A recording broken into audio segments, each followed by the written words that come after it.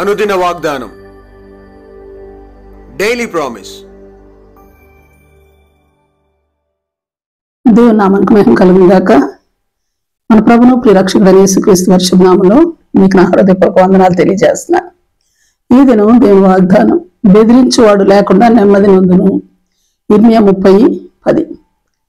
మరియు యెహోవా సెలవిచ్చిందేమనగా, నా సేవకుడు అయిన యాకోబు, భయపడకము, ఇశ్రాయేలు విషయమందుకు నేను దూరమున నుండి నిన్నును నీ చెరలోనికి పోయిన దేశము నుండి నీ సంతానపు వారిని రక్షించుచున్నాను.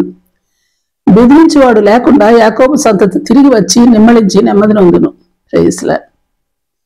అలాగే 11వ వచనం చూస్తే, యెహోవా వాక్కు ఇదే, నిన్ను రక్షించటకు నేను నీకు తోడై ఉన్నాను. నేను చెదరగొట్టిన జనములన్నిటినీ నేను సమూల నాశనం చేసేదను.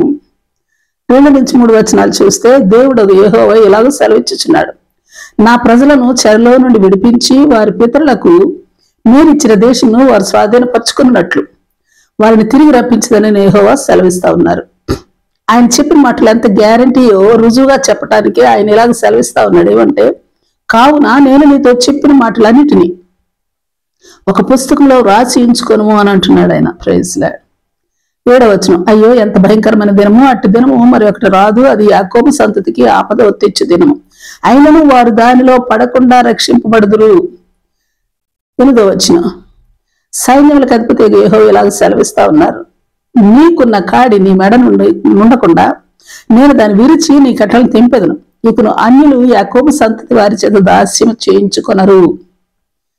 ఇంకను యెహోవా ఇలాగ సెలవిస్తా ఉన్నారు. 16-22 వచనాలు చూస్తే, నిన్ను మృంగివారందరూ మృంగివేయబడదురు, నిన్ను బాధించే వారందరూ ఎవడన్నా తప్పకుండా చెరలోనికి పోదురు, నిన్ను దోచుకుని వారు దోపుడు సొమ్మగుదురు, నిన్ను అపహరించే వారిని అందరినీ దోపుడు సొమ్ముగా అప్పగించదను. అంతేకాదు, నేను నీకు ఆరోగ్యం కలుగజేస్తూ నీ గాయములను మాన్పెదను, నీ నివాస స్థలములను కరుణించి మరి వారి గుడారములు నేను చెరలో నుండి రప్పింతును. అప్పుడు పట్టణము దాని కొండ మీద కట్టబడను, మన నగరియు యథాప్రకారము నివాసములు కలదగును. వాటిలో కృతజ్ఞత స్తోత్రములు సంభ్రమపడు వారి స్వరములు వినబడును. జనులు తక్కువ కాకుండా నేను వారిని విస్తరింప చేసేదను, అల్పులు కాకుండా నేను వారిని ఘనులుగా చేసేదను.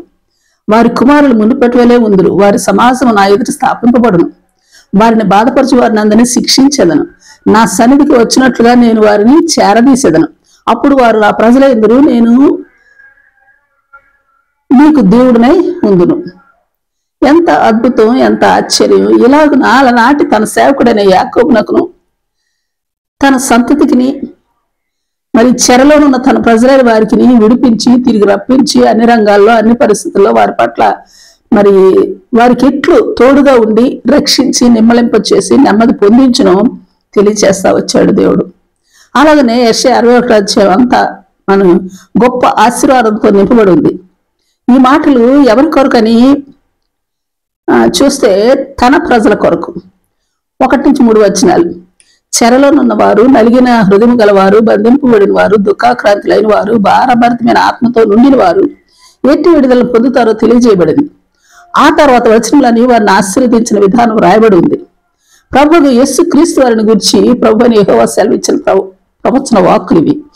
అదే విషయాన్ని లూకా సువార్త 4వ అధ్యాయం 17-19 వచనాల్లో నెరవేర్పు చూపించబడతా ఉంది. 21వ వచనంలో ఆయన, నేడు మీ వినికిడిలో ఈ లేఖనము నెరవేరిందని వారితో చెప్పసాగాను.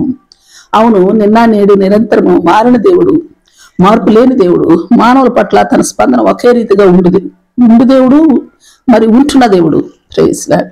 అవును, అందుకే ఈ లేఖనముల భాగములన్నీ నేడు మన వినికిడిలోనూ నెరవేరుగాక. ఆమేన్. బెదిరించేవాడు లేకుండా మనమును మన సంతతియు అన్ని రంగాల్లో, అన్ని పరిస్థితుల్లో, అన్ని సమయాల్లో నిమ్మలించి నెమ్మది నొందుదును గాక. ఆమేన్. Praise Lord. ప్రార్థన చేసుకుందాం. ప్రేమ నమ్మకం కలిగిన మా పరలోకపు తండ్రి, నీ పరిశుద్ధ నామమునకు స్తుతులు స్తోత్రాలు. దేవా, నీ వాగ్దాన వాక్కును బట్టి స్తుతులు స్తోత్రాలు. దేవా, మేము నా సంతతియు మా సంతతియు అన్ని రంగాల్లో, అన్ని పరిస్థితుల్లో, అన్ని సమయాల్లో నిమ్మలించి నెమ్మది నొందినట్లుగా నీ ప్రజలుగా మేము ఉండునట్లును, మీరు మాకు దేవుడుగా ఉండునట్లును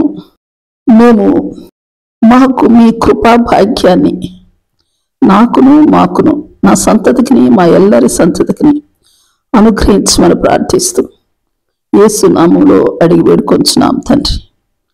ఆమేన్, ఆమేన్. Praise Lord. రేపు మరొక వాగ్దానంతో మనం కలుసుకుందాం. ప్రతిరోజు ఉదయం ఈ కార్యక్రమాన్ని వీక్షించగలరు. తిరిగి మళ్ళా రేపు ఉదయం కలుసుకుందాం. దేవుడు మిమ్మల్ని దీవించును గాక.